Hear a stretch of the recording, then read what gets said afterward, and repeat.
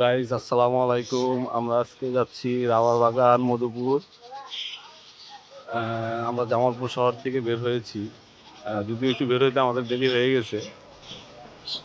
আজকে আমাদের টোটাল 4টা বাইকে আমরা 8 জন যাচ্ছি। এখন বর্তমানে আছি তুলসীপুর, যেখানে আমরা একটা ছোট্ট যাত্রা বিরতি দিয়েছি। এখানে নামাজের সময় নামাজ নামাজ পড়া হবে, তারপরে এখান থেকে আমরা আবার চলে যাব। তো সবাই দোয়া রাখবেন আমাদের জন্য, যেন আমরা সুস্থভাবে যাইতে পারি এবং ফিরে আসতে পারি।